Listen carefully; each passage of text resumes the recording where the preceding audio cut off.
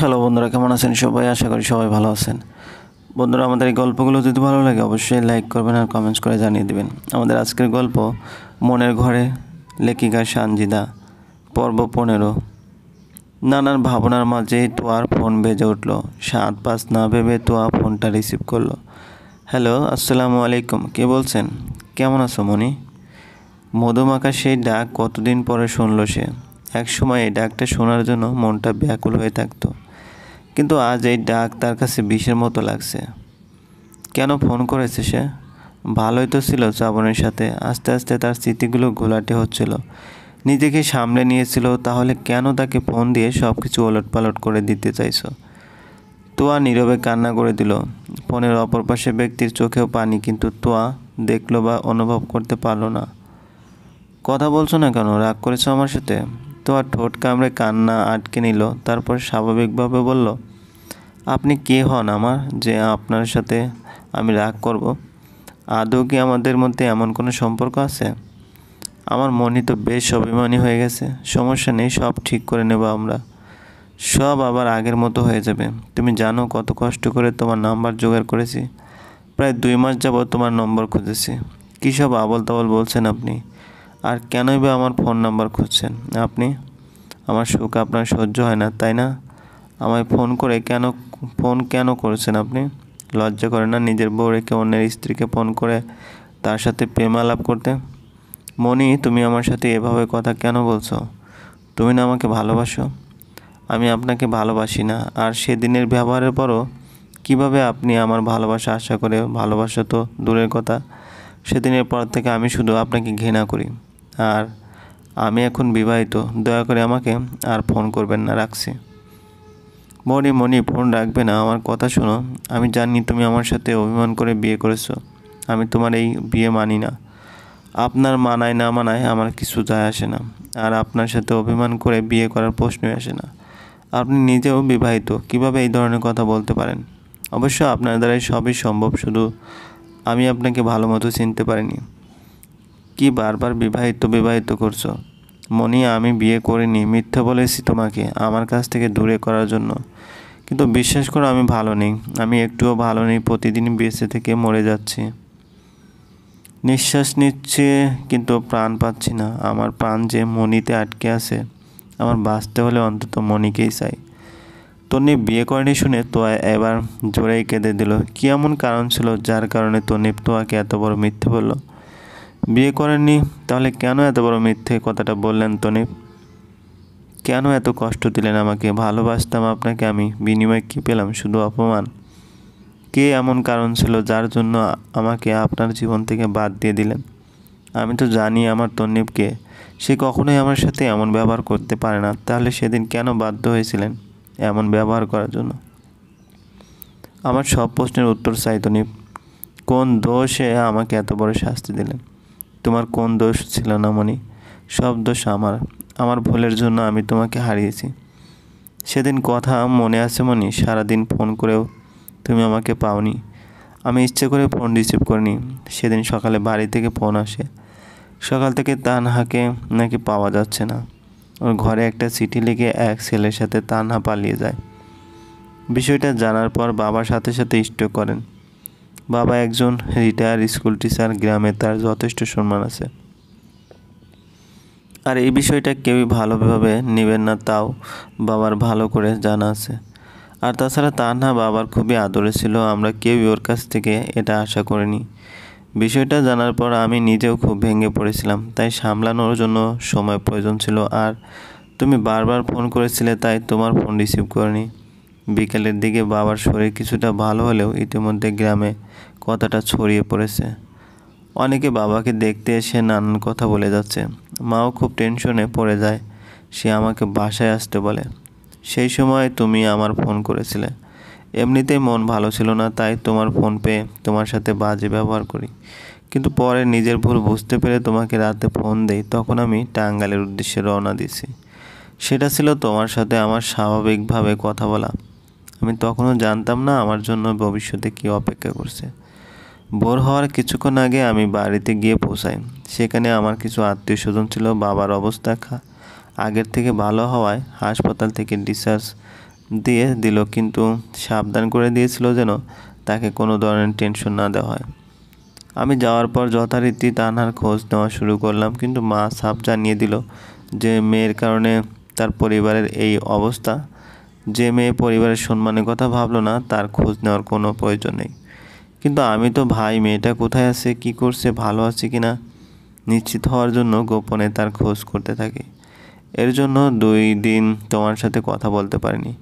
তান্নার খোঁজ পায় 3য় দিন। সে তার স্কুল টিচারের বড় ছেলের সাথে পালিয়ে যায়। ছেলেটা শিক্ষিত কিন্তু বেকার। আরও খোঁজ নিয়ে জানতে পারলাম ছেলেটা তান্নার সমবয়সী আর বর্তমানে চট্টগ্রামে আছে। একদিকে তান্নার খোঁজ পেয়ে কিছুটা নিশ্চিন্ত হলেও অন্যদিকে অশান্তি বেড়ে যায়। গ্রামের মানুষ বাড়িতে এসে নানান কথা বলে যায়, যার কারণে বাবা আবারও অসুস্থ হয়ে যায় আর মা সম্পূর্ণ ভেঙে পড়ে। এতদিনে গড়া বাবার মান সম্মান সব শেষ হতে দেখে বাবা আবারও স্ট্রোক করে তারপর কোমায় চলে যায়। আমি আর মা সম্পূর্ণ দিশাহারা হয়ে যাই। সেদিন মা আমার হাত ধরে শুধু একটা কথাই বলেছিল, তোকে আর তান্নাকে নিয়ে তোর বাবার অনেক স্বপ্ন ছিল, কিন্তু আজকের পর থেকে তান্না আমাদের কেউ না, তুই আমাদের একমাত্র সন্তান।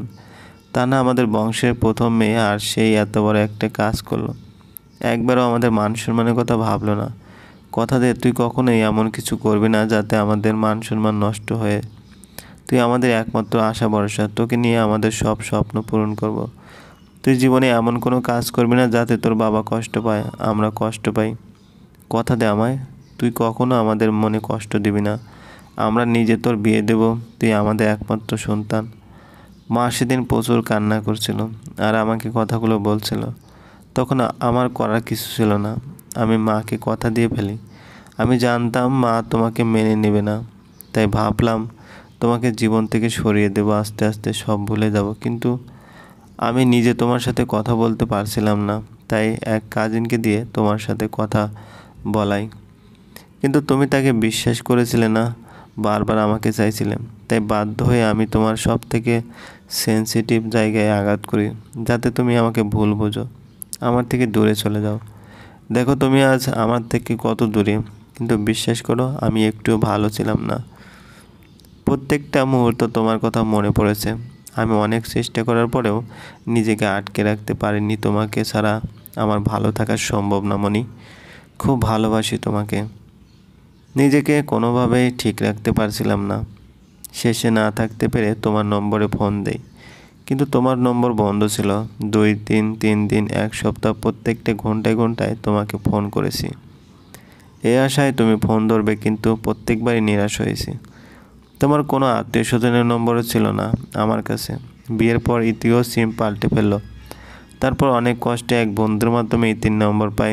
ওকে ফোন দিয়ে তোমাকে বারবার চাই, অনেক রিকোয়েস্ট করি, কিন্তু ও তোমাকে ফোন দেয়নি। সেদিন নাকি তোমার গায়ে হলুদ ছিল। বিশ্বাস করো, কথাটা শোনার পর আমার মরে যেতে ইচ্ছে করেছিল। আমার মনে কীভাবে অন্য কারো হয়ে যাবে, কিন্তু তোমাদের বিয়ে হয়ে যায়। আমি ইতিকে আরও কয়েকবার তোমার নম্বরের জন্য রিকোয়েস্ট করি, কিন্তু সে কোনোভাবেই তোমার নম্বর আমাকে দিচ্ছিল না। শেষমেশ উপায় না পেয়ে ঢাকায় আসি, তোমার নম্বর জোগাড় করে তোমাকে ফোন দেই। মনি, আমি জানি তুমি আমার উপর অভিমান করে বিয়েটা করেছো। বিশ্বাস করো, এতে আমার কিছু যায় আসে না। তুমি আমার কাছে চলে এসো, আমরা অনেক দূরে চলে যাব। আমাদের ছোট্ট একটা সংসার হবে, সেখানে সব কিছুর অভাব থাকলেও ভালোবাসার অভাব থাকবে না। আমি প্রয়োজনে রিক্সা চালাবো, মানুষের বাড়িতে বাড়িতে কাজ করব। তবুও আমার তোমাকে লাগবে। আমি আর কষ্ট নিতে পারছি না, আমার দম বন্ধ হয়ে আছে। তুমি একবার ফিরে এসো, আমি আর কোনো দিন তোমাকে দূরে ঠেলে দেবো না। এবারের মতো মাফ করে দাও। তন্নিপের প্রত্যেকটা কথা তোয়ার মনে ছুরির মতো আঘাত করছে। তন্নিপের কষ্টগুলো সে নিজেও সহ্য করতে পারছে না, কিন্তু এখন আর কোনো কিছুই সম্ভব না। সে এখন অন্য কারো স্ত্রী। ফোনে ওই পাশ তন্নিপ চিৎকার করে কান্না করছে আর কথাগুলো বলছে। তোয়াও কান্না করছে নীরবে। হ্যালো হ্যালো মনি, আমার কথা শুনতে পাচ্ছ? কথা বলছো না কেন? তোমার কথা শোনার জন্য আমার মনটা তৃষ্ণার্ত হয়ে আছে। কিছু তো বলো, তুমি আসবে না আমার কাছে? তুমি তো আমায় ভালোবাসো, আমার বিশ্বাস তুমি আসবে। বিশ্বাস? সত্যি কি আপনি আমাকে বিশ্বাস করেন? যদি বিশ্বাস করতেন তাহলে আপনার সমস্যা কথা আমাকে বলতেন, আমরা দুজনে মিলে সমাধান করতাম। আমি আপনার জন্য বছরের পর বছর অপেক্ষা করতাম, কিন্তু আপনি কি করলেন? আমাকে সামান্যতম বিশ্বাস করলেন না, দূরে ঠেলে দিলেন। তাহলে এখন এত বিশ্বাস করতে কি আছে আপনার? যদি সেদিন আমাকে এতগুলো কথা না শুনিয়ে একটু বিশ্বাস করতেন, তাহলে হয়তো আমাদের দুজনের কারোরই এই দিনটা দেখতে হতো না। আর যেখানে বিশ্বাস নেই সেখানে ভালোবাসার প্রশ্নই ওঠে না। আপনি আমাকে কখনোই বিশ্বাস করতে পারলেন না। আর হ্যাঁ, আরেকটা কথা কান খুলে শুনে রাখুন, আমি আপনাকে ভালোবাসি না। আমার ভালোবাসা সেদিনই মারা গেছে যেদিন আপনি আমাকে অপমান করেছিলেন। আর সবথেকে বড় কথা, আমি এখন শ্রাবণের স্ত্রী। আমি তাকে কোনোভাবেই ধোঁকা দিতে পারবো না। ভালোবাসার মানুষের কাছ থেকে ধোঁকা যে কতটুকু যন্ত্রণাদায়ক তা আমি জানি। শ্রাবণ আমাকে প্রচুর ভালোবাসে। আমি তার সাথে বিশ্বাসঘাতকতা করতে পারবো না। দয়া করে আপনি আমাকে আর ফোন করবেন না। রাখছি। মনি ভালোবাসি তো, প্লিজ এই কথা বলো না, আমি মারা যাব। আমি তোমাকে অন্য কারোর সাথে সহ্য করতে পারবো না। এবারের মতো মাফ করে দাও, ফিরে এসো প্লিজ। তুমি চাইলে আমি তোমার হাজব্যান্ডের সাথে কথা বলবো। না, খবরদার, আপনি শ্রাবণের সাথে কোনো কথা বলবেন না, আর আমাকে ফোন দেওয়ার চেষ্টা করবেন না। আমি আমার স্বামীকে নিয়ে খুব ভালো আছি। যদি সত্যি আমাকে ভালোবেসে থাকেন তাহলে আমাকে ভালো থাকতে দিন। আমার সাথে কোনো যোগাযোগ করার চেষ্টা করবেন না। আল্লাহ হাফেজ। বলেই তোয়া ফোন রেখে মোবাইলটা বন্ধ করে দিল। অনেক কষ্ট সে কথাগুলো তন্নিপকে বলেছে। তার তন্নিপের জন্য ভীষণ কষ্ট হচ্ছে। পুরনো স্মৃতিগুলো আবারও চোখের সামনে ভেসে উঠছে। কত ভালোবাসা ছিল তাদের মাঝে, শুধু একে অপরের ভাগ্যে ছিল না। তোয়ার ধারণায় ঠিক হয়েছে, তন্নিপ পরিস্থিতির শিকার হয়েই তোয়ার সাথে এমন ব্যবহার করেছে। মন থেকে নয়, কিন্তু একবার যদি সে তোয়াকে বিশ্বাস করে তার কষ্টগুলো শেয়ার করতো, তাহলে হয়তো জীবনটা অন্যরকম হতো। এখন আর সে সব কথা মনে করে কোনো লাভ নেই। দুপুরের আর খাওয়া হলো না তোয়ার। শাশুড়িকে খাবার দিয়ে সে ঘরে চলে এলো। আজ সে প্রচণ্ড ক্লান্ত। তার বিশ্রাম দরকার। এই জীবনের তিক্ততা থেকে বিশ্রাম দরকার। চলবে। গল্পটি ভালো লাগলে অবশ্যই লাইক করবেন আর কমেন্টস করে জানিয়ে দেবেন। আর চ্যানেলে যদি আপনি আমার সুখ আপনার সহ্য হয় না, তাই না? আমায় ফোন কেন করেছেন আপনি? লজ্জা করে না নিজের বউ রেখে অন্যের স্ত্রীকে ফোন করে তার সাথে প্রেম আলাপ করতে? মনি, তুমি আমার সাথে এভাবে কথা কেন বলছো? তুমি না আমাকে ভালোবাসো? আমি আপনাকে ভালোবাসি না। আর সেদিনের ব্যবহারের পরও কিভাবে আপনি আমার ভালোবাসা আশা করে? ভালোবাসা তো দূরের কথা, সেদিনের পর থেকে আমি শুধু আপনাকে ঘৃণা করি। আর আমি এখন বিবাহিত। দয়া করে আমাকে আর ফোন করবেন না। রাখছি। মনি, ফোন রাখবে না, আমার কথা শোনো। আমি জানি তুমি আমার সাথে অভিমান করে বিয়ে করেছো। আমি তোমার এই বিয়ে মানি না। আপনার মানায় না মানায় আমার কিছু যায় আসে না। আর আপনার সাথে অভিমান করে বিয়ে করার প্রশ্নই আসে না। আপনি নিজেও বিবাহিত, কিভাবে এই ধরনের কথা বলতে পারেন? অবশ্য আপনার দ্বারাই সবই সম্ভব, শুধু আমি আপনাকে ভালো মতো চিনতে পারিনি। কি বারবার বিবাহিত করছো? মনি, আমি বিয়ে করিনি। মিথ্যা বলেছি তোমাকে আমার কাছ থেকে দূরে করার জন্য। কিন্তু বিশ্বাস করো, আমি ভালো নেই। আমি একটুও ভালো নেই। প্রতিদিন বেঁচে থেকে মরে যাচ্ছি। নিঃশ্বাস নিচ্ছে কিন্তু প্রাণ পাচ্ছি না। আমার প্রাণ যে মনিতে আটকে আছে। আমার বাঁচতে হলে অন্তত মনিকেই চাই। তন্নিপ বিয়ে করেনি শুনে তোয়া এবার জোরেই কেঁদে দিল। কি এমন কারণ ছিল যার কারণে তন্নিপ তোয়াকে এত বড় মিথ্যে বলল? বিয়ে করেননি? তাহলে কেন এত বড় মিথ্যে কথাটা বললেন তন্নিপ? কেন এত কষ্ট দিলেন আমাকে? ভালোবাসতাম আপনাকে আমি, বিনিময়ে কী পেলাম? শুধু অপমান। কে এমন কারণ ছিল যার জন্য আমাকে আপনার জীবন থেকে বাদ দিয়ে দিলেন? আমি তো জানি আমার তন্নিপকে, সে কখনোই আমার সাথে এমন ব্যবহার করতে পারে না। তাহলে সেদিন কেন বাধ্য হয়েছিলেন এমন ব্যবহার করার জন্য? আমার সব প্রশ্নের উত্তর চাই তন্নিপ। কোন দোষে আমাকে এত বড় শাস্তি দিলেন? তোমার কোন দোষ ছিল না মনি? সব দোষ আমার। আমার ভুলের জন্য আমি তোমাকে হারিয়েছি। সেদিন কথা মনে আছে মনি? সারাদিন ফোন করেও তুমি আমাকে পাওনি। আমি ইচ্ছে করে ফোন রিসিভ করিনি। সেদিন সকালে বাড়ি থেকে ফোন আসে। সকাল থেকে তানহাকে নাকি পাওয়া যাচ্ছে না। ওর ঘরে একটা চিঠি লিখে এক ছেলের সাথে তানহা পালিয়ে যায়। বিষয়টা জানার পর বাবার সাথে সাথে স্ট্রোক করেন। বাবা একজন রিটায়ার স্কুল টিচার। গ্রামে তার যথেষ্ট সম্মান আছে। আর এই বিষয়টা কেউই ভালোভাবে নেবেন না, তাও বাবার ভালো করে জানা আছে। আর তাছাড়া তানহা বাবার খুবই আদরে ছিল। আমরা কেউই ওর কাছ থেকে এটা আশা করিনি। বিষয়টা জানার পর আমি নিজেও খুব ভেঙে পড়েছিলাম। তাই সামলানোর জন্য সময় প্রয়োজন ছিল।